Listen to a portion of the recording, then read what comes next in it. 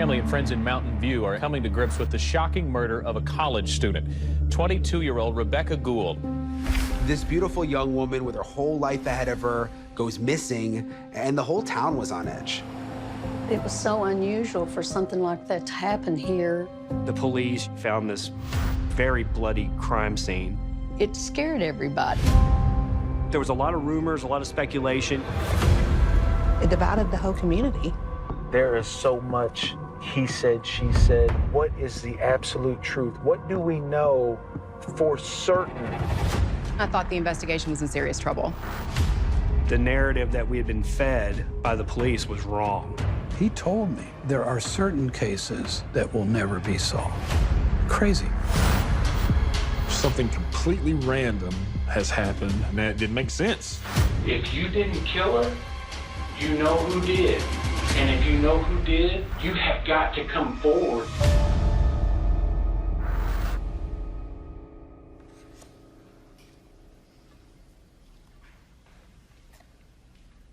This is a cute one. This is at graduation, and I've got Rebecca right next to me. My name's Larry Gould, and I'm Rebecca's father. Rebecca, at an early age, walked to a different beat. There was this rebellious attitude. Rebecca was always the last one to come when she was called. She was tough, but very loving. She was definitely her own person. When Rebecca was just a few years old, her mother and I divorced. It was kind of a tumultuous situation. I fought for custody for years. All right, you ready to put this away? When you only have your kids on certain weekends, Happy Halloween. you want to make the best and the most of every moment that you have. We take them to restaurants, swimming, everything you can imagine that you'd do that would be different and fun. You know, every parent, I think, looks at their children and says, okay, wonder what they're going to be when they grow up. There's certain types of people that when they make up their mind, they're going to go for it. And that was Rebecca. Rebecca grew up really all over Arkansas. She ended up in the Mountain View area. The Arkansas Ozarks are very geographically isolated from the rest of the country. A lot of places around here did not have paved highways until the 1960s. Even today, there are many places up here where you cannot get cell phone reception for days at a time. It really is remote. Mountain View, Arkansas has just under 3,000 people. Rebecca moved to the area in the late 90s. That's where she stayed after she graduated high school. Mountain View has a small town vibe. Everybody knows everybody, and everyone knew Rebecca.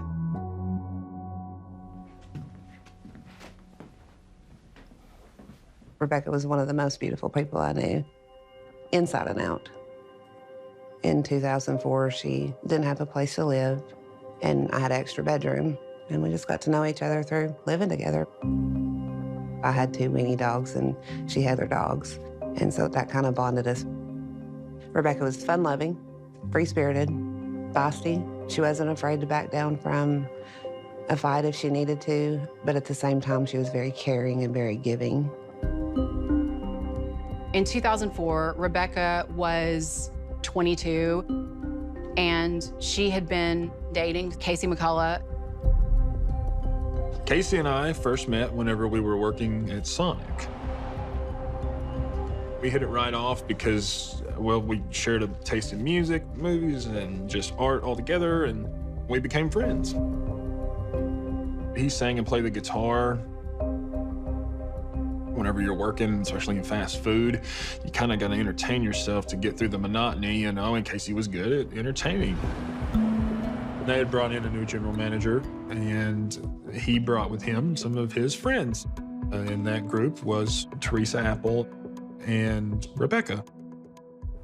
I was behind the counter working, and I heard Laren say, "Who is that walking in the front door?"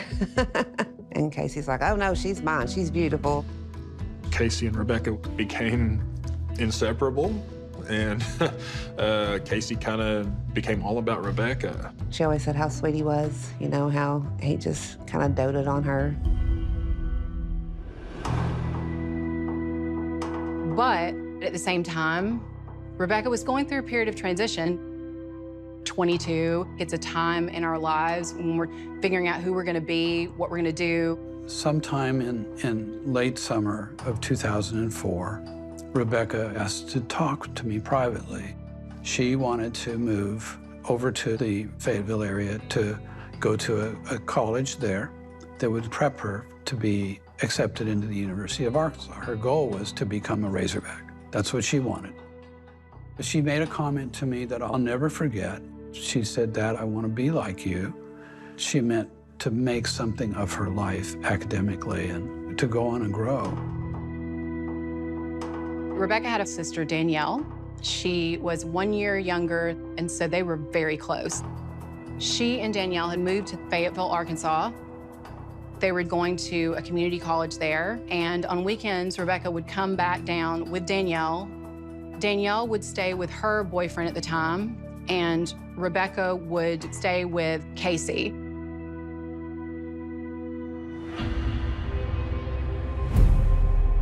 On Friday, September 17th, 2004, Rebecca and Danielle drove from Fayetteville down to Mountain View. So Rebecca drove her car. It's about a 3-hour drive. So they're talking, they're listening to music. And once they got to Mountain View, Rebecca dropped off Danielle. And then she continued on to Casey's house just outside the town of Melbourne. The plan was for Rebecca to pick Danielle up on Monday afternoon to go back to school because they had classes on Tuesday. But Rebecca never showed up.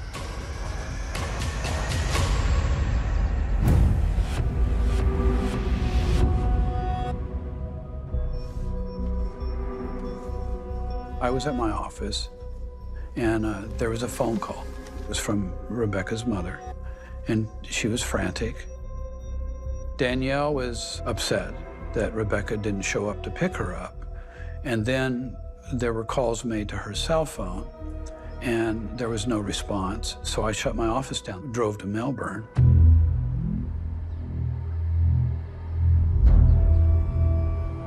After Rebecca did not show up on that Monday, Danielle called her mother, Shirley.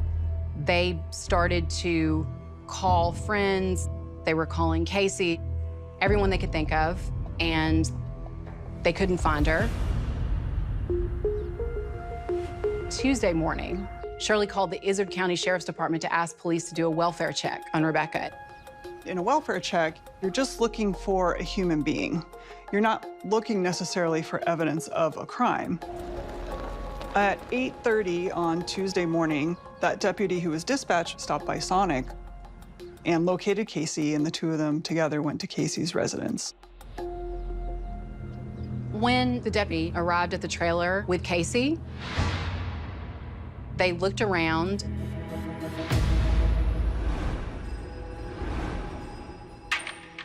Her car was parked there. Her purse, her wallet, her fluffy little white dog. A lot of her clothes were there. All of Rebecca's things were there, but she was gone. They went into Casey's bedroom. Things looked a little bit in disarray. There was a broken ashtray. There was a mirror that appeared to have fallen off the wall. And Casey remarked that the sheets were not on his bed. The deputy lifted up the mattress, and that's when he found a large blood stain on the underside. So he asked Casey if he could look in the washing machine. And upon opening the lid of the washing machine, he did see bedding in there. He also noticed in the bleach dispenser tray what appeared to be blood. Casey claimed that he had no idea where the blood had come from. But you gotta imagine what was going through the deputy's mind. I mean, he was sent out there to do a welfare check, and now he's found a crime scene. Rebecca was still missing, and things, they were not looking good for Casey.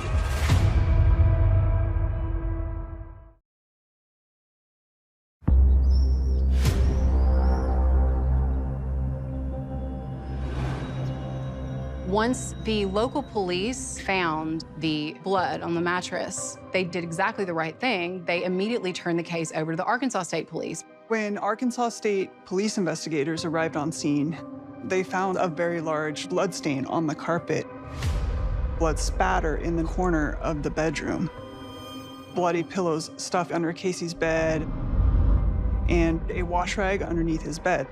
There were little spots of what looked like blood on one of the trash cans, and there were cleaning supplies on the counter. It looked like someone had done a cleanup job.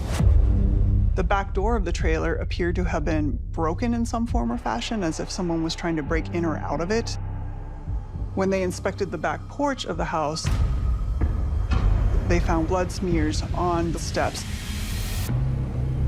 The trailer is in a very remote location. It's set back from the road. You have to know exactly where it is. Police developed the theory that there had been some kind of an altercation. Something bad had happened to Rebecca in that trailer.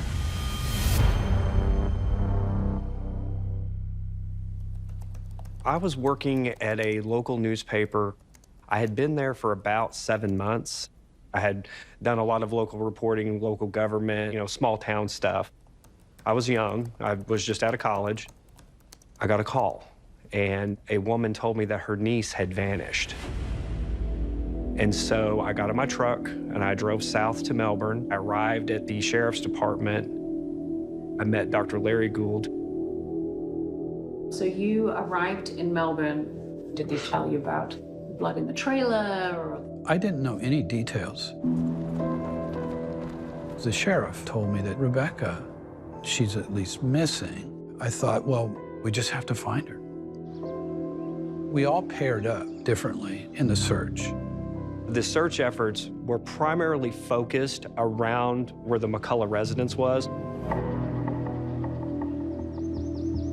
One thing that stands out in my mind is we were all out down this dirt road that was up from Casey's. We were 6 to 10 feet apart, and everybody was silent. And so I just started screaming, "Rebecca, Rebecca, can you hear me? Are you hurt? Can you hear me?" To know that Rebecca was out there somewhere, it was just very scary. As the search for Rebecca progressed, the investigation into the case is full on at this point. When someone goes missing, police always have to look at the partner, the boyfriend, girlfriend of the person who's missing. Casey would have been an obvious person police would want to talk to because A, he was her boyfriend, B, she was staying in his home. Today's date is September 22nd, 2004. And the following is going to be a taped interview conducted by myself, Sergeant Mark Hollingsworth, the Arkansas State Police Criminal Division. And the interview is with Casey R. McCullough. Hey, tell me, how did you come to know Rebecca? We worked at Sonic together, and I thought she was the most beautiful creature I've ever seen. In his initial interview with investigators, Casey said that he and Rebecca were not dating anymore, but they would still sleep in the same bed. How'd that work out? Worked out pretty good. We just decided to stay friends. And did she stay with you this past weekend? Yes, she did. Casey outlined pretty much what they did that weekend. He said everything was pretty much normal, things were good. He had to work Sunday morning, and then he and Rebecca went down to Mountain View, rented movies, and then supposedly they went back to Casey's trailer Sunday evening. We returned back home, and I think we were cooking. And she looks out the window, and she sees somebody out on the dirt road. Then I look out there, and I told her it was my cousin. I went out there, and we talked a little bit. Yeah, I went back in, and he left out. All right, take me into the next morning, which is Monday morning. I woke Rebecca up. She took me to work. All I remember is saying bye and smiling to each other and waving. That's the last time I saw Rebecca. Casey said that he worked all day after Rebecca dropped him off at work, and that when he got off work, that she was supposed to come and pick him up, but she never showed up. Casey said he didn't go home at all that day. He hung out with friends and stayed the night at their house. The next morning, he went straight from his friends to work, and that's when he spoke to Rebecca's mother. She sounded really worried and freaking out, and so I asked my manager if I could go down to the house and see if she was there. I drive up, and I see her car. I walk in, and I see her dog. Rebecca goes nowhere without that dog. Okay. I checked our room, and no sheets on the bed. And I thought it was very odd because she just washed them the week earlier. I feel like there's something, you know, not right. Let me ask you this, Casey. What do you think has happened to Rebecca? I think she was killed. I don't know who did it. Just one at a time, okay? Take your time on this. I know it's difficult. Where do you think it took place at? It had to have happened there. Did you have anything to do with Rebecca's disappearance? No, sir. Did you in any way cause any harm to Rebecca? No, sir. Well, the police can't really hold someone without any evidence. So while investigators may have had suspicions about Casey, they had to let him go. What they really needed to do was verify Casey's story. On Sunday, September 19th, I was grocery shopping. And as I was exiting, I saw Rebecca and Casey. And I was like, oh, hey, y'all, what are you doing? And Rebecca said, we're just renting some movies. Gonna hang out and watch movies tonight. The next day, I was working at Sonic. And Casey was supposed to be there at 8. And I remember the opening manager saying, where's Casey? Screaming from the kitchen. Then Casey showed up. Nothing really out of the ordinary other than just, you know, sorry, I'm here. So he went back to the kitchen and he went to work. And I think that I saw Rebecca's car waiting to turn. And then apparently she stopped by the gas station. The cashier told police that Rebecca had been in the store, that she'd bought a cappuccino, and that she went out and took a right back toward Casey's trailer. So sometime after 8 a.m., that's the window of time when she may have disappeared. Throughout Monday, Casey's at work. I went in to check my schedule. I see Casey. I don't think he got off till about 4 or so that day. I say, hey, buddy, we're getting ready to go to the movies this evening. And Casey says, okay, cool, I'll go. We go to the movies. We go out to, you know, get something to eat. And when we get back to my house, either his phone was dead or out of minutes. I can't remember. He says, Larry, can I borrow your phone? He called his phone, I guess checking his voicemails. He comes back and he says, nobody can get a hold of Rebecca. Her mom's left messages on my phone freaking out. We all just reassured him. Maybe she doesn't have signal. Maybe her phone's dead. They smoke some weed. Casey decides he's gonna stay the night. So he never returns to his own residence that day. Casey stayed with us. He was there the whole night. Several witnesses vouched for Casey, so investigators, they thought this was an airtight alibi, but Rebecca was still missing. The police, they've obviously found this very bloody crime scene. At this point, they have to find her.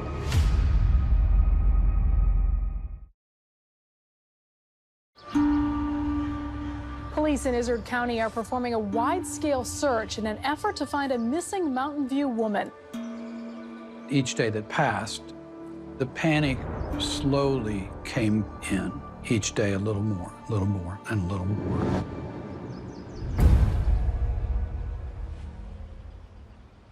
Monday, September 27th, 2004, I got a tip that they are searching down Highway 9.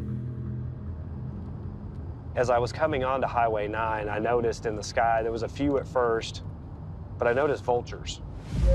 And I noticed as I got closer to the spot where they were searching that there were more and more. And it was really ominous because it was like a perfectly bright, sunny day, and you just see these birds swirling. And then I see cars lined on the side of the road. So I pull in behind this set of cars. I get out and down this embankment. I see a searcher. And I asked the searcher, I said, "Are you guys out here looking for Rebecca?" And he points, and there she was.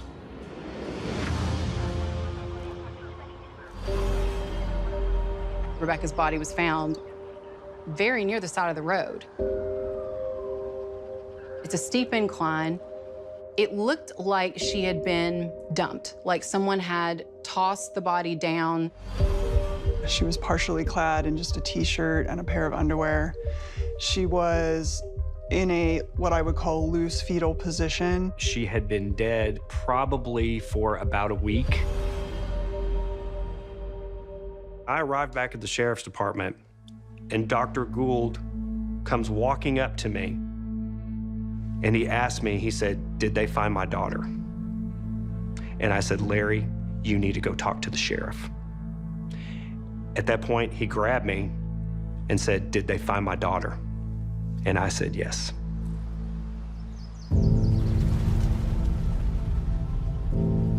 At that point, I mean, I just obviously lost it. I mean, I was just in tears, and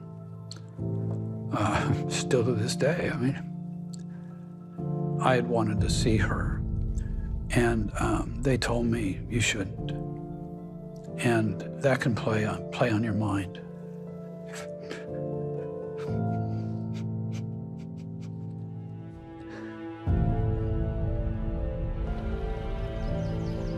We were all hoping, to get her back, to have her back in our lives. And the shock of knowing that she was never coming back, and that somebody could do something so heinous to her.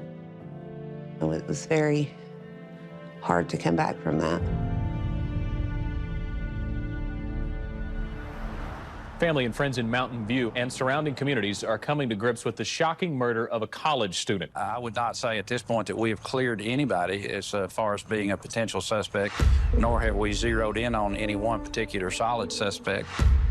I can remember when I first heard about Rebecca's murder. It was so unusual for something like that to happen here.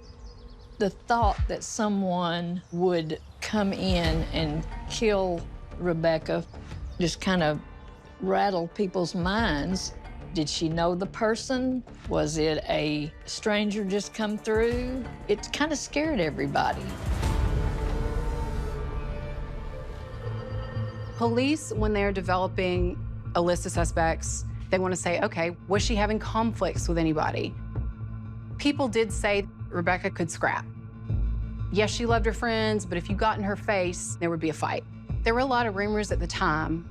This could have been a girl fight type situation. Problem was there were so many rumors that were so untrue. I feel like the police just kind of ran with whatever they could. Anybody that was even remotely close to the case was a suspect. When I walked in and done my first interview, I was like, "You did this. You know who did this. We've been told that after the crime, you went and helped clean up the mess." And that just shattered me. You have to understand how the law works. Then people make themselves concessive to a crime if they have knowledge and any kind of involvement before or after. And the real twist, or they can be charged about the murder. They can't put that needle in her arm. I'm telling you the truth. I know nothing about what happened to her. I was in shock. The whole time I was just shaking. As you're moving through an investigation, you really have to follow every lead, even if it's based on town gossip. And investigators, they found nothing concrete connecting any of Rebecca's female friends to her murder, but that did not stop the rumors. the rumor mill. It just really divided everyone. It divided the whole community. We didn't know who to trust. If you walked in a gas station, you just get these looks and like whispers, and you never had any peace. You never had any time to just sit and mourn your friend. When enough people buy into a rumor, that just becomes the accepted narrative, and that's when the real truth just gets buried.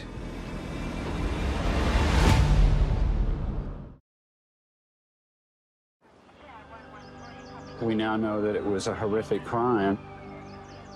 We're in shock. It's the type of thing that you think only happens to other people. Dr. Larry Gould and his daughters, Tiffany and Danielle, hold on to each other for comfort. Their sister, Rebecca, was found murdered, and at the bottom of this embankment... The state police has the best of the best, as far as I'm concerned, involved with this case.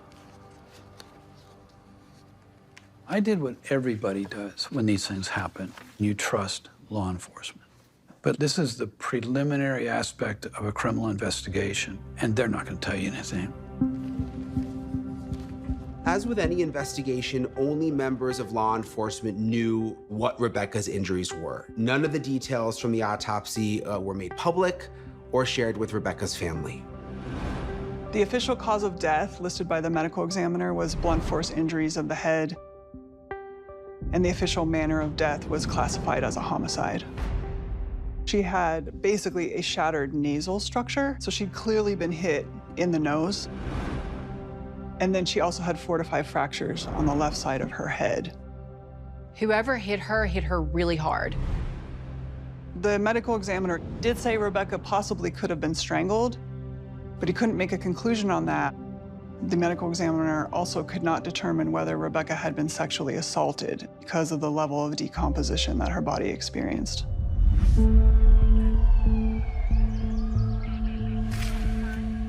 As a reporter, I get calls from people all the time. And so I would get little bits and pieces leaked to me. Rebecca reportedly had brought 2 large suitcases with her on this weekend trip to Casey's house. But they only found one of those suitcases. The other item that was discovered missing was a leg off of Casey's piano in the living room. Now, this piano leg would periodically just fall. It was kind of an older piano. Police were operating under the assumption that she was possibly struck in the head with this loose piano leg. And whoever killed her likely wasn't going there with the intention of killing her. Early on in Rebecca's case, the lead detective, he got promoted. So a new detective was actually brought in, a guy named Dennis Simons. Special Agent Dennis Simons was a reserve member of the U.S. Marines. He was a trooper with the Arkansas State Police for about 5 years before he officially joined the Criminal Investigations Department in 2004, and he was local to the Mountain View area. Rebecca was known to consume marijuana. Dennis had a theory that this was drug-related, and so he's trying to vet everybody in Rebecca's world who has some type of drug connection. He interviewed a lot of people, and he went down a lot of rabbit holes. And so you have a new suspect, and that's Chris. Chris had a reputation of being a bad boy. Had a rough exterior, had a rough upbringing. Chris was in the drug scene in Mountain View, and he and Rebecca were friends. He knew Rebecca from school. They had grown up together. Rebecca did buy some pot from Chris's friend a few days before the murder, and there were rumors going around that Chris and his friend might have had something to do with it. There were some local residents who said they overheard Chris make some comments about the murder, about not actually committing the murder, but maybe being there or helping to move her body with his vehicle. Investigators interviewed Chris multiple times. They gave him a lie detector test, which he failed. So police became sort of convinced that he and his friend had been responsible for it. Chris kept telling investigators that he was innocent. But the more he was investigated, the more people in the community seemed to come forward with these stories about him.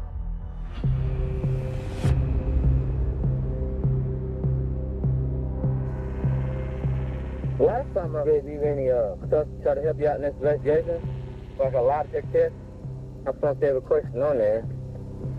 So you gonna keep with me? I mean, keep investigating everybody in this crime until I figure out exactly what happened. Trying to stick me in a penitentiary to something I didn't have nothing to do with it. I didn't kill Rebecca. What would I have any reason to kill Rebecca for it? When you keep trying to act like I did it. I wasn't there. I didn't have nothing to do with it then. But there we go. Chris's vehicle was seized and processed for forensic evidence. They were obviously looking for Rebecca's DNA, and they were looking for forensic evidence inside Casey's trailer. I'd get some kind of a notice that the Arkansas State Police wanted to bring me up to date. And they told me they had 2 suspects. They wouldn't give me names. They were being watched, and that they felt that there was an arrest was imminent. And so my hopes and my thoughts were just all over the place.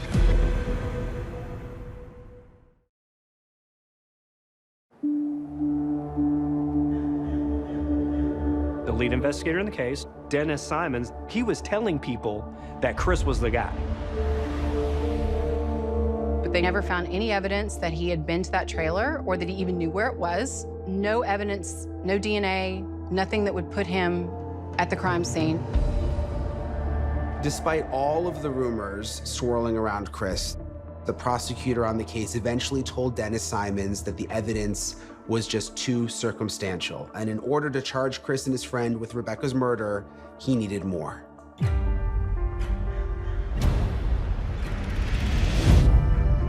As time went on, I tried to make life go on because I had to, not because I wanted to. For months, sometimes years at a time, there'd be no investigative activity. It was almost like they just set her case file on a shelf and it was never coming back down. You know, that they'd given up. People just wanted answers, and there was none being given because the investigation was going nowhere.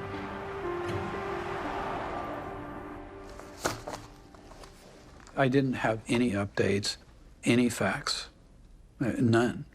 I knew that the only way I was going to get information was to become my own investigator. And so that led me to begin the letter writing. I began by writing a letter to the prosecutor at that time. As of next month, 8 years ago, I lost my daughter to the hands of a killer. Her case remains unsolved, so I have decided to formally request certified copies of all records concerning my daughter's murder. I was after anything they'd give me. You know, let me look at your file, let me see where it fits into maybe the rumors that I've been told. I'm writing for the second time as I have not received a response from you. Unacceptable and frankly cruel. Accountability and justice are paramount. Stop hiding under the guise. Perhaps if you have a child of your own, you can understand my feelings. I was pissed. When you have a parent that's reaching out like this, after so many years, I think you can set aside some time. I am politely and respectfully asking you to cooperate or provide me a no-nonsense written explanation as to why you will not provide justice for my daughter Rebecca's murder. I'm pretty sure this is the one that he gave in a little bit, maybe because of all the being so forceful. But he finally released the autopsy report to me. And that was it. For 9 years, Dr. Gould had no idea how his daughter died. And the autopsy report finally gave him some answers. But it was really, in the end, just breadcrumbs, given that they'd been investigating this case now for nearly a decade. A year or 2 years later, I saw Dennis Simons. We had our first real introduction. And he told me that there are certain cases that will never be solved. Crazy. I mean, literally crazy. So Dr. Gould and I started reconnecting. He asked me, what can we do to force the state police to investigate this case better? I said, Doc, there's only one thing I know of, is public pressure. And on March 13th, 2018, I got an email, and it was from Catherine Townsend. She wanted to do a podcast about Rebecca's case. I got involved with the Rebecca Gould case in 2018. I am from Arkansas. My sister was very good friends with Rebecca Gould's sister, Danielle. Danielle had been completely traumatized by losing Rebecca, and she just felt that it wasn't being investigated. Over the years, I would go home to visit, and everybody would talk about this case, this unsolved case. And it just really kind of drew me in, and I kept wondering why hadn't her case been solved. When I started investigating the case, I went to see Dennis Simons. My attitude going in was, even if he couldn't share any information with me, I just wanted to let him know what I was doing as a courtesy. And he openly told me he thinks it's Chris and his friend. He said something like, I arrest him every chance I get, and he said, I'm making sure he does life on the installment plan. He was arresting Chris every chance that he got, and he was gonna keep him in jail on whatever charge he could. And that's when I thought the investigation was in serious trouble. When I got to town, people initially did not really want to talk to me. It was difficult. There are a lot of people here who are not used to outsiders, maybe a little bit hesitant to accept outside help. And it just took time to build trust with people. It was going back and finding everyone who said they had information, one person at a time, one door at a time. It was a real-time investigation. Rebecca was beautiful, popular, and full of life. It's been 14 years, and Rebecca's killer has never been found. The podcast launched on October 17th, 2018, and it was like a bombshell going off. It took a case that people had forgotten about for 14 years, and it made it into really a national sensation. All of a sudden, everyone was talking about Rebecca's case. That's the first podcast I'd ever listened to. And I mean, it was just like you were there and you were investigating with her, which is I'm all about, you know. Well, it was exciting to me. It was like you were addicted to something that you couldn't stay away from.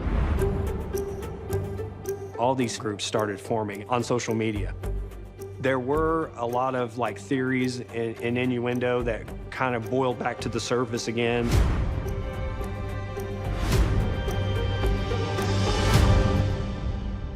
Everything in the world was being thrown out there, that at some point there was something on there that we had killed her and put her in and buried her in my backyard. When the podcast came out, that was a good thing for Rebecca and for her case. But the old feelings and the old rumors and things like that, it made me very sick to my stomach. I took no joy ever in putting people's names out there and traumatizing them in any way. But I think it's important to remember that it's an unsolved murder. We've got to figure out who did it. As the episodes kept coming out, it was becoming clearer and clearer that the narrative that we had been fed by the police was wrong. Something wasn't making any sense here. I was trying to find answers. So I did a local radio show. I said, call me if you have any information. I then got a call from someone whose voice was shaking. This person was terrified. And what they told me, that blew me away. He said that they got into it, the way he said it, he just lost it.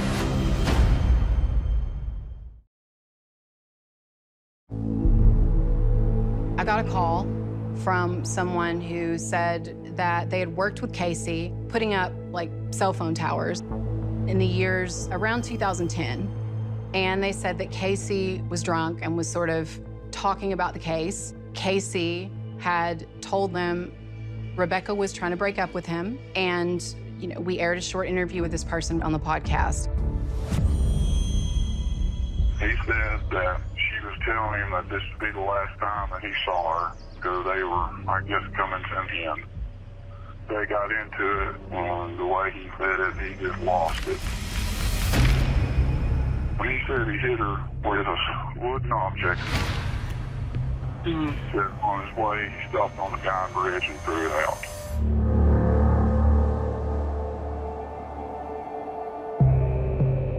When the interview aired, it stirred up all sorts of speculation, and all of a sudden, Casey was back in the spotlight. One of the first things that I was trying to figure out was what the relationship was between Rebecca and Casey. When I spoke to Casey's friends, they told me he described her as the love of his life, but Danielle had told me that Rebecca was ending things with Casey. Just before she disappeared, Rebecca had told me that she was leaving and moving to the Fayetteville area. So she was going to be breaking up with him. There are plenty of murders where the motive is an unwanted breakup, but in 2004, when Casey was first questioned, he downplayed the fact that they had broken it off. Did y'all split up, or what took place? Well, we did split up. We decided that, you know, it'd be better if we just stay friends, and that's what we did. We still spend an awful lot of time together, though. There's other circumstantial evidence that makes Casey a viable suspect. The week that Rebecca was missing, his behaviors were extremely odd. All right, so this is my statement from when we were first interviewed by the investigators at Israel County Sheriff's Office. I had been told by Casey that Rebecca was supposed to have picked him up, but that she hadn't shown. We all returned to my house at around 11:30 p.m. Casey used my phone. After he had hung up, he stated that Rebecca was missing. That's when it really seemed odd that he didn't head out the door to find her. You know, when you look back at all the things that don't make sense, well, sure, it raises eyebrows. Even as a friend, you know, it's like, well, I don't know why you didn't even go back that night to check on her. Immediately after Rebecca went missing, it seemed like everyone in the town was looking for her. Casey, however, was not part of that search party. I met Casey at my daughter's graduation. He was absolutely taken by Rebecca. So when there was very little effort on his part to help in the search, that became a real red flag for me.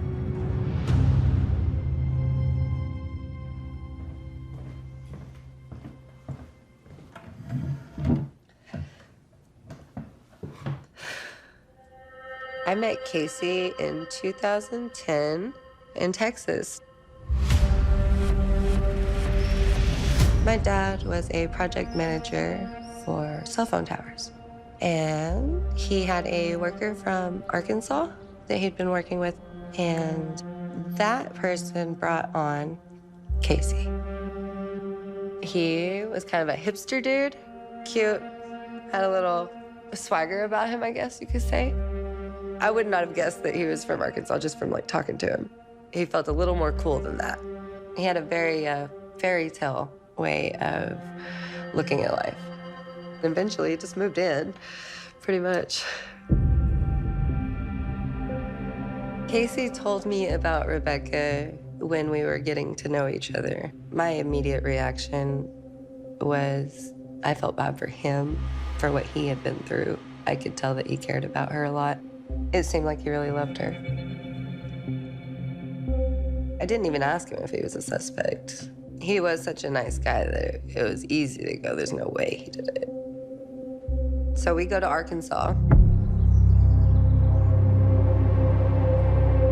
We went to his house, and we went inside, and we bring our stuff into the first bedroom, and I hop down on the bed, and I'm looking out the window.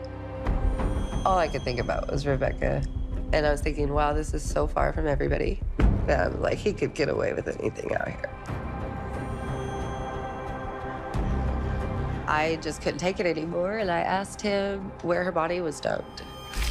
He got frustrated with me, and he said, it's 10 minutes from here. It's a different highway. Let's move on. I was worried because he would not tell me anymore. I couldn't trust him. Casey went back to Arkansas, and then I hear nothing else until the podcast. They got into it, the way he said it, he just lost it. I remember where I was standing when I heard that. I was cooking breakfast, and I just kind of hit the floor. The witness said he was working on towers when he confessed. My sister actually was like, we know that guy. It's gotta be that guy. And sure enough, it was. We went to the witness's house, took the statement, and at that point, it became part of the official case file. That's when Dennis talked to Casey. This is all hogwash. I'm here to hear your side of the story, okay? In 2018, Casey was living back in Arkansas, and when Special Agent Simons took the witness's story to him, Casey denied ever working on cell towers at the same time as the witness. So we were never, ever working together. Never stayed at a hotel together while out working on cell phone towers. So this is all made up, and I don't know why he would make up stuff like this unless he's trying to hide something. And I never ever said, this has never happened. Nothing of this ever happened. The witness was very believable to me. He's worked with my dad, but I could never prove that they were at the same hotel at the same time. Investigators could not find corroboration that the witness and Casey ever worked on cell phone towers together, and they didn't think the story was credible. Investigators believed that Rebecca was killed the morning of Monday, September 20th, and Casey had an ironclad alibi. People handle situations differently. And the way that all my family has handled it is don't talk about it, stay out of the spotlight. When you don't have a story to tell, there's nothing to tell.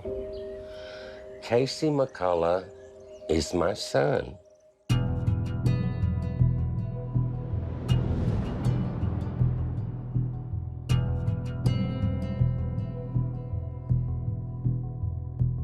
Casey was always such a loving young man. There was no way he could have done anything like that. That's just not Casey. When she was missing, he was very distraught. He couldn't get his hand around it. You know, who would have done such a thing? But, you know, rumors have their way of going around. Some people were thinking he had something to do with it. It was kind of difficult to even go to town. People might have their hand over their mouth, whispering to someone else. We were the talk of the town.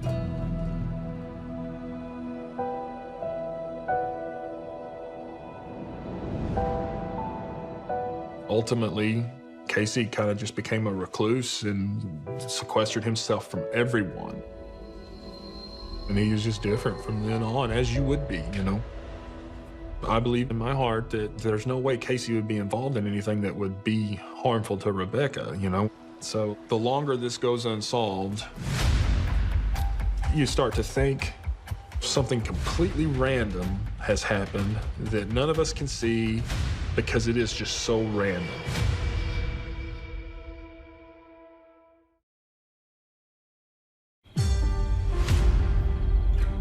The podcast ended, and I had the feeling that all this effort was for naught. It's not going to change. But then I got an email in my inbox. It was from a criminology professor at American Military University. She had heard me on the Helen Gone podcast, and she became very intrigued with Rebecca's case. That house is remote. You have to know it's there. Right. I am a combat Army veteran and former counterintelligence agent, and I'm a criminal investigator for my local sheriff's office in Colorado. I binged the podcast, and I was pretty much hooked. But what hooked me is some of the specific actions that Rebecca's killer took in the aftermath of her murder. It's got to be someone with a tie to that residence. They've been there before. Yeah. Because they took her out that back door. They did. Jennifer saw this case the way I saw it.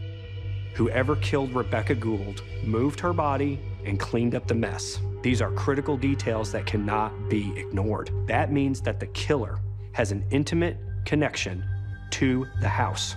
They leave all of this evidence. They leave her car. They leave her dog. So they're going to know this was the last place she was. Right. By the end of 2018, it was clear that Dennis Simons had focused the majority of his efforts towards trying to find things that would implicate Chris.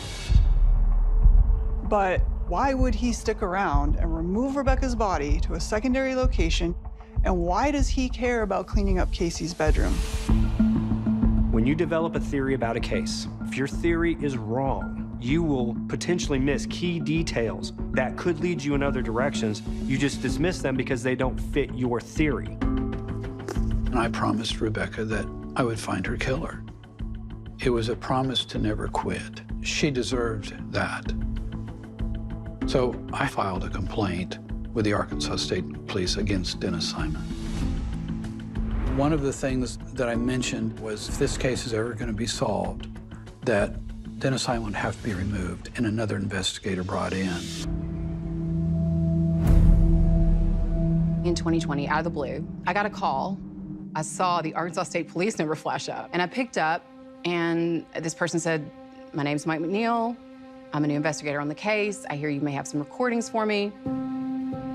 I was told by a source inside the state police that they'd had enough of the bad publicity. Now, their public statement was that Dennis was retiring, and they assigned Special Agent Mike McNeil to take over the case in January of 2020. He did the one thing nobody ever did. He came to my office. For the first time, I knew I was getting somebody that was sincerely listening to what I had to say.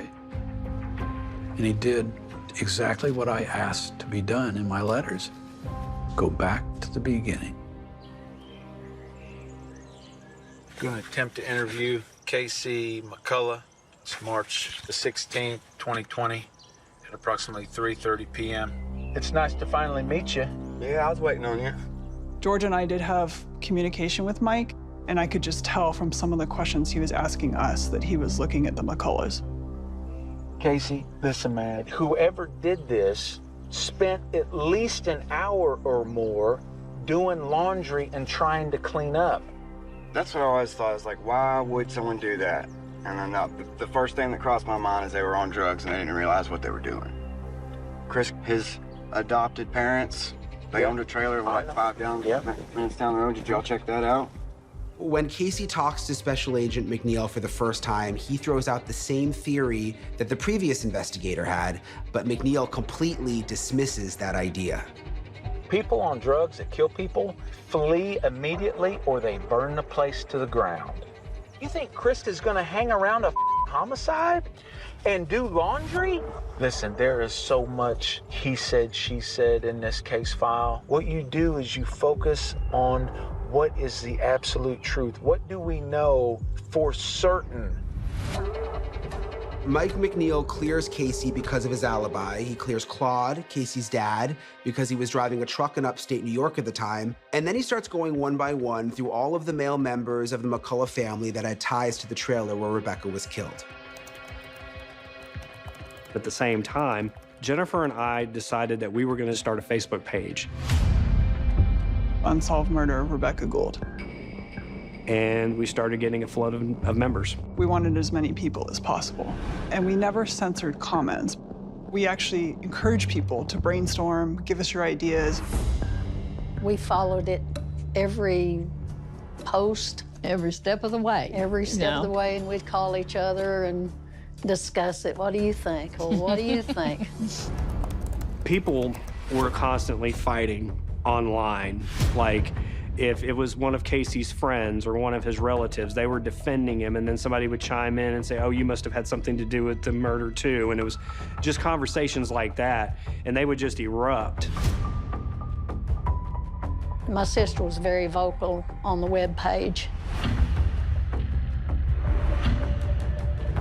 My sister is very opinionated, and she can take so much, and then she gives her opinion, whether they want it or not, I guess. George and I hoped it would bring people out of the woodwork who maybe knew what happened to Rebecca. And then a guy named William Miller joined the group. He was from the Philippines. We could tell that, you know, from looking at his profile. Why is somebody from the Philippines joining our page? Now, we had a member of our volunteer team, I guess you could call it, who had mapped out Casey's whole family tree. Jennifer, she texted me and she said, do you know who William Miller is? And I said, that is Casey's cousin. That's his first cousin. I thought, he's in here under his real name. Okay, you would think he might be concerned that we know he's a member of the family. But, we weren't gonna stop him. We were just monitoring him. It was in January of 2020 when I received the first direct message from William Miller. The first thing he sent me was a screenshot of a newspaper article. So I responded like I do to everybody else. I just kept it cordial and normal, but we continued to communicate throughout 2020 about different topics. Several times he said that he hoped I would get justice for Rebecca. He said, I think you can solve this. I said, how did you even learn about this case? And he just said, podcast, one word.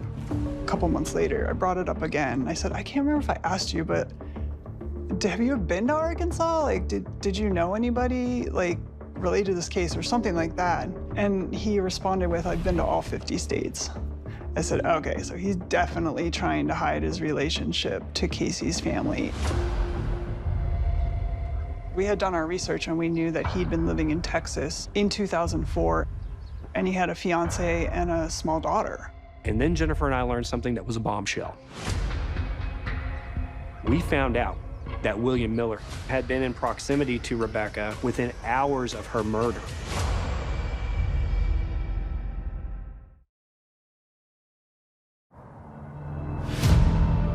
September of 2020 was a turning point for our investigation.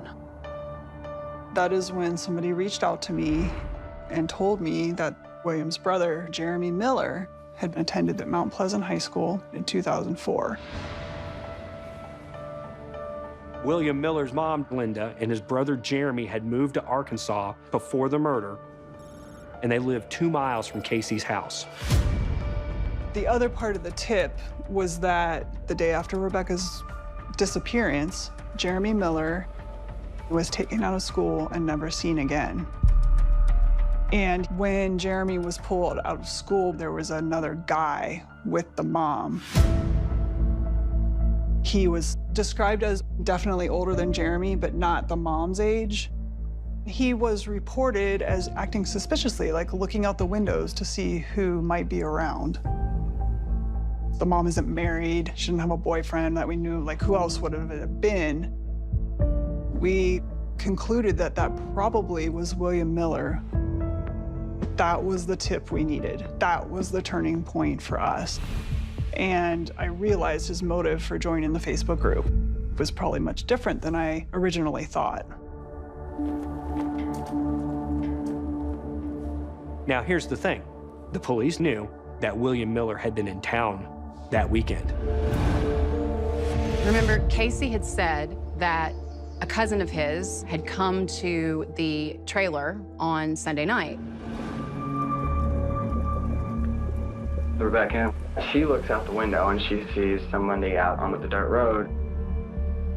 And I told her it was my cousin. I went out there and we talked a little bit. I went back in and he left out. Your cousin, what's his name? His name is Billy Miller. Back in 2004, a few days after Rebecca was reported missing, the Arkansas police did actually follow up on this lead. They had police in Texas track down Billy along with his mom and his brother. What Linda told investigators was that shortly after they got to the Melbourne area, Jeremy started having trouble in school. So she decided she wanted to move back to Texas where they were from. And so on Sunday, Billy came up to help them move. Billy told them basically the same story that Casey does, that he just showed up at Casey's house. He just was there for a few minutes. They talked, and that he left, and that the next day, the same day Rebecca vanished, they decide they're gonna take this impromptu trip to Branson, Missouri, which is 3+ hours away. And she said the next day, they get Jeremy out of school and they pack up all their stuff. On Wednesday, they move to Texas.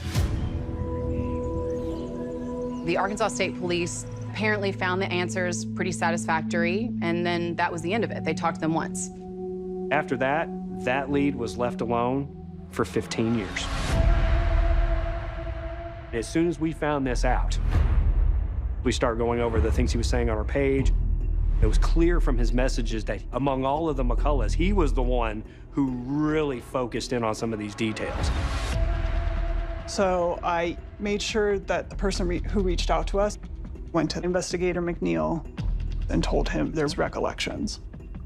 Mike did his due diligence and conducted a background check on William Miller to see if he had a criminal history. There had been a couple accusations made about him, but that those accusations never resulted in charges or a conviction. One was aggravated assault against his ex-wife, and another was molestation of a minor, a child. William Miller lives in the Philippines. He worked on oil rigs all over the world. Special Agent McNeil put a flag out for his passport. He said he's not a suspect in this murder, but he's someone I want to talk to, so let me know when he comes back into the country. So he gets the notification in October of 2020, and he knows William is in the country at this point. William Miller was in Oregon because his mother and brother were now living in Oregon. McNeil calls Linda Miller, and he says, hey, you know, I need to talk to you, I need to talk to Jeremy, and I need to talk to William. And she said, I don't know when William's going to be back home. You know, he works overseas. But Mike knows that William is in the U.S. If William has no involvement, why is she lying for him?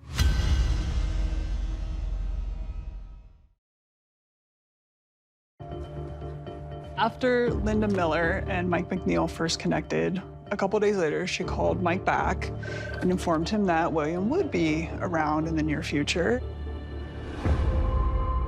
So the state police sent Mike McNeil to Oregon to interview him in a little town called Cottage Grove. Billy, if you want to have a seat right there. Yes, sir.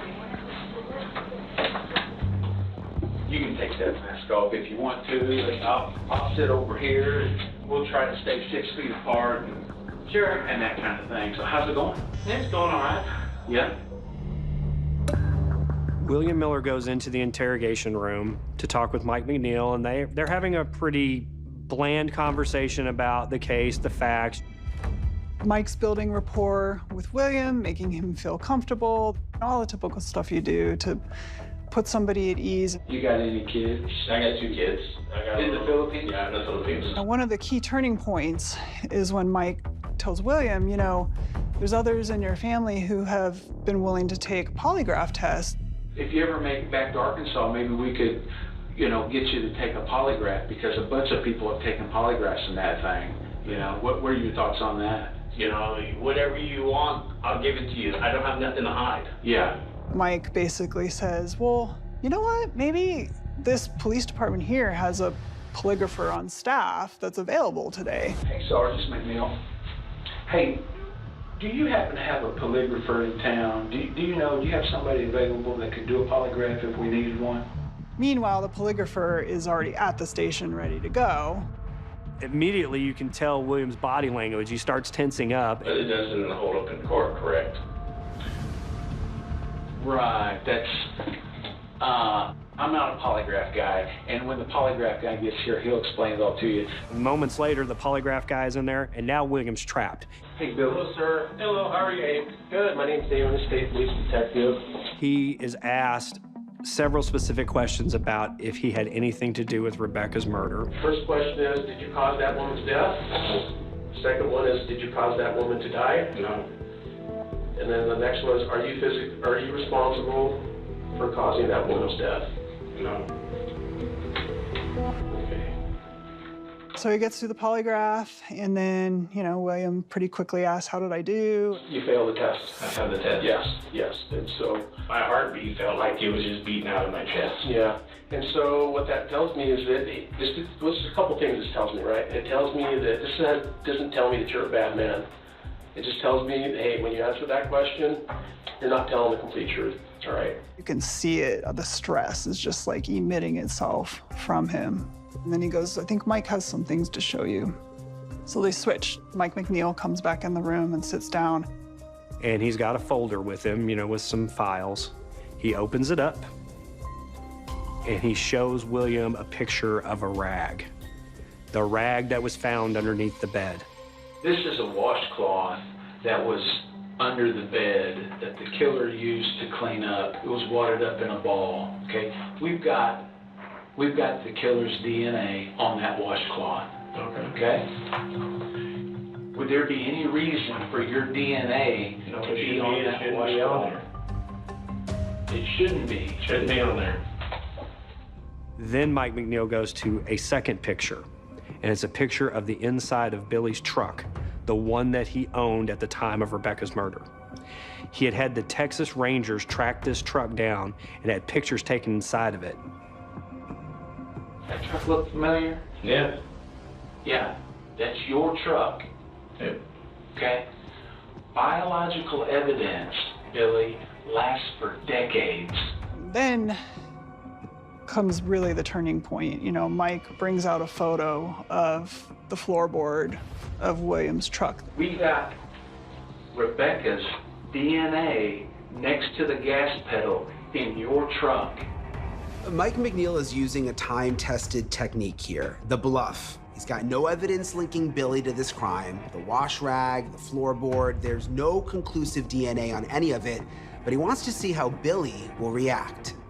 No question about it. Her DNA's in your truck. So what you have to do is you have to explain to me how that's possible. If you didn't kill her, you know who did. And if you know who did, if you're covering for Casey, dude, I'm telling you, you have got to come forward right now with what you know, because you cannot get around biological evidence in the floorboard of your truck.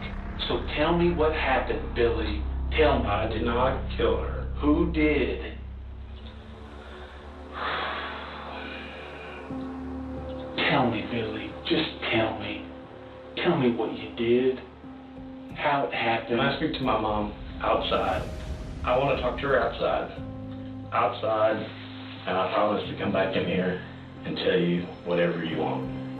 You don't ever want them to leave the environment you're in. You don't want to stop the momentum. You don't want to give them a minute outside to second guess themselves.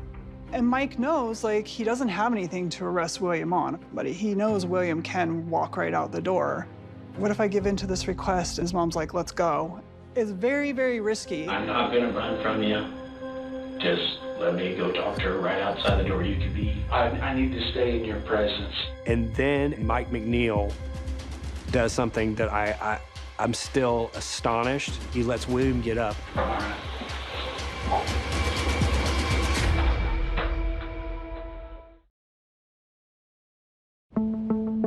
We're gonna get your mom, and we're gonna step out into the Southport. And you're gonna tell her what you're gonna tell her. And then we're gonna come back in here. Okay. McNeil takes this huge risk and lets William Miller leave the interview, just leave the room and go outside to talk to his mom. It was just when it seemed like he was inching towards a confession, he just lets him go. And that was one hell of a decision he made. But I think Mike read William well enough that he was gonna be able to get William back in the room. Okay, we need to have a conversation. I held up my end of the deal. Let's talk. There isn't anything about this that you forgot. I know that because I've been doing this a long time. I'm just gonna tell you that I did it. I did it. I'm sorry. I'm sorry for what I did. And that's when Billy finally admits that he was the one who murdered Rebecca. Walk me through it. I'm just gonna tell you that I did it. You can't just tell me you did it. You gotta tell me how you did it. I played everybody as a fool. Everybody. I never told anybody but you right now. I just whispered in my mom's ears, I need to pay for what I did, and I'm sorry. And then William tells him this story. Tell me how it happened. I was in the pasture, in the back pasture where there's a fence. I jumped over the fence where my vehicle couldn't be seen. Then went to the front door, knocked on the door. She answered, going into the place. Did you forcibly escort her to the bedroom? No. How'd that happen? I just asked to use the phone, so my DNA should be there. She went to lay back down, and then it happened. Did she put up a fight when you was raping her? No, I didn't rape her. Never touched her like that. Your intentions were to go in there and just kill her? Why? It was like a light switch that just went off, and I don't know, it just was like angry or just kind of, I don't know.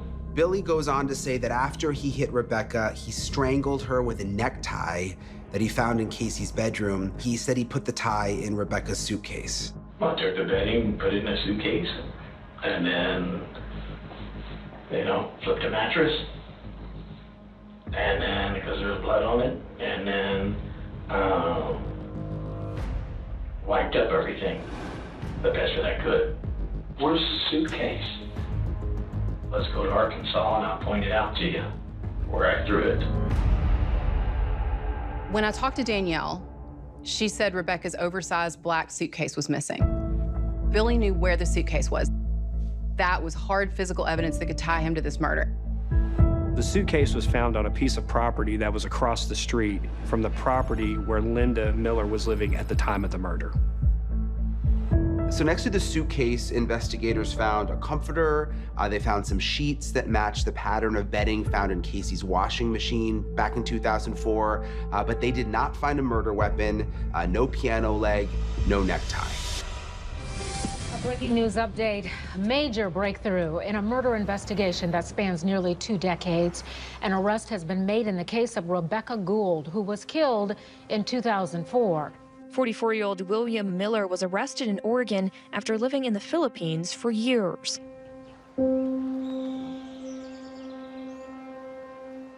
Hearing that they had made him arrest, I was almost like, no, come on. But then it kind of, reality set in, and I realized they've got somebody. I was an emotional wreck. It was a sense of relief, but then again, a sense of shock that this person that was arrested was no one that I knew Rebecca ever associating with. William Miller, who is that? Was Casey's cousin. What cousin? And why did he do this? William Miller pleaded guilty to the murder of Rebecca Gould. The prosecutor agreed to a plea deal. William Miller was sentenced on October 18th, 2022. He got 40 years in prison, and he'll have to do most of those. And he did something I've never, ever seen. He agreed to talk to her father after the sentencing.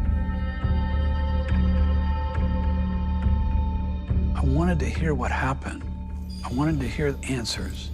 When I met him face to face in the jail area, his eyes were down. He wouldn't make eye contact with you. I had an opportunity to ask him some questions, and the minute he felt like he had an audience, the minute he felt like he was in control, his posture changed. He puffed out, he stepped, and then he started making more eye contact. The simple question he was asked was, what happened? Why?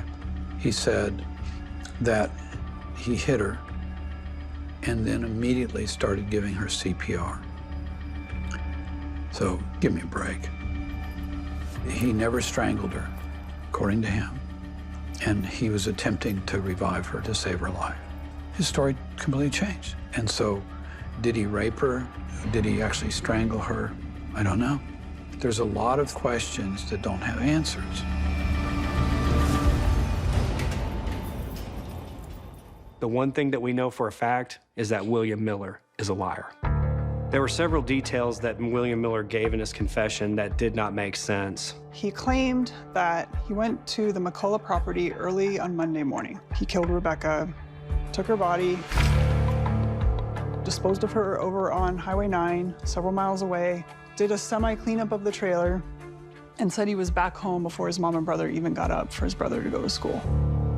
So I got home, went in there, and then got to the house, and Mom started, you know, moving around and all that stuff. And I come out of the room.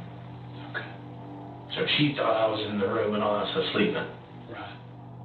So that timeline is impossible. There's not enough time for that to have occurred before his brother had to go to school. But the bigger problem is, if that was the time frame, then Casey is at the trailer, because Casey didn't go to work till about 8 a.m. that morning. So I know that that part of William's confession cannot be true. And this is another peculiar part. He never actually declares that he used the piano leg to hit Rebecca and murder her. What'd you take in there? You're saying a piano leg. What? Piano leg? Is that what you used to hit her with? That's what's missing, right? No, I'm just saying, that's what's missing. I'm asking you, is that what was used to cause her injuries? Yeah. I don't believe he falsely confessed, but I think there could be more to the story. It seems strange to me that there literally is no real motivation. It just seems like there's something missing. Camera speed, sound speed. This is Nathan's interview, take one, Mark.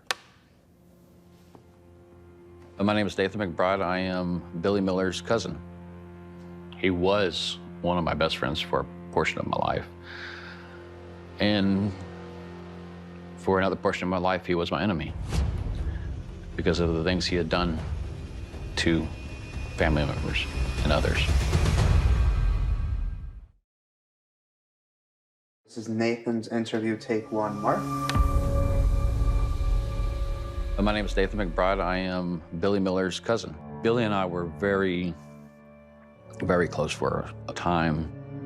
Billy was a very fun guy to be around back then.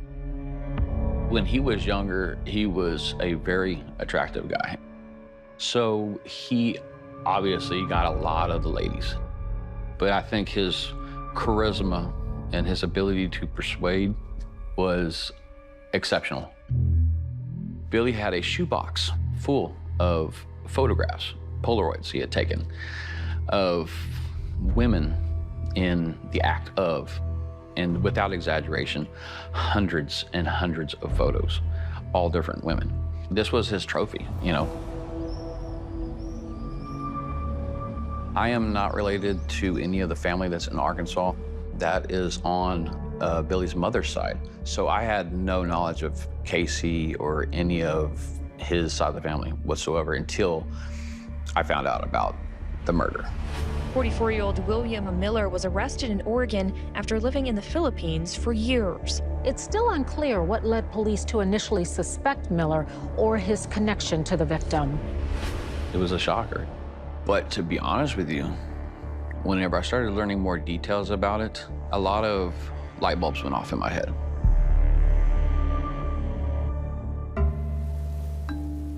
Billy had been accused by a family member of trying to date rape her.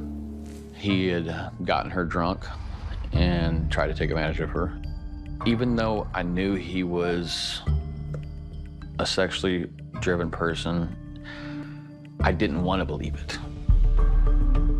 No one wants to believe that essentially their best friend is raping their own family members.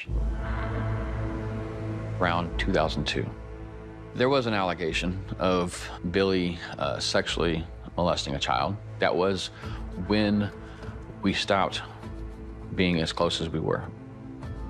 Billy was never formally charged with any of the sexual allegations. If they would have actually pursued this, he wouldn't have had the opportunity to take Rebecca's life.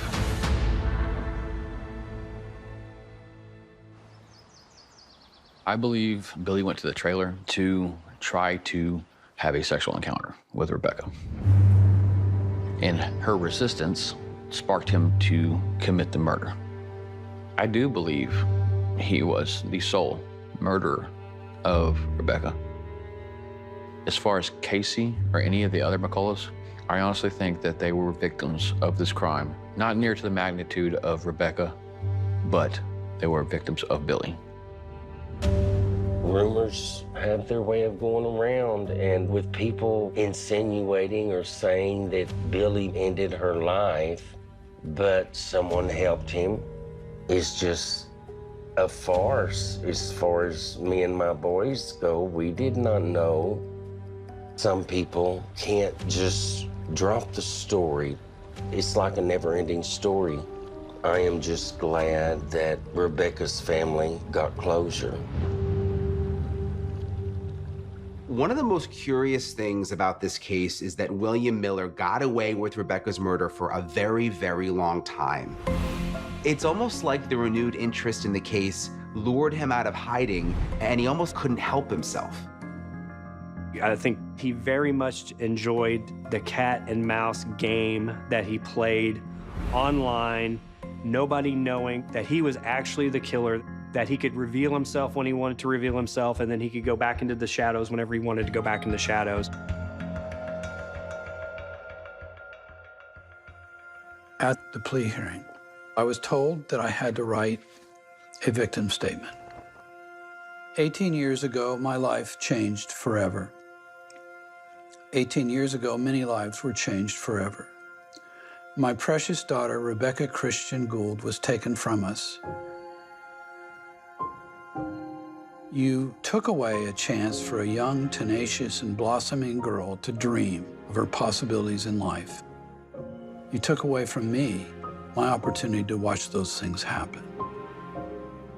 My daughter was dumped like trash. You were long gone. You have had 18 years of life, family, children, money, a career. Today that ends, and today I grieve. I will leave you with this one statement. Rebecca lives in all of us.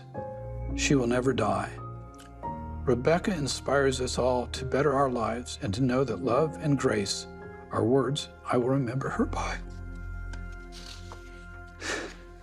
Sorry.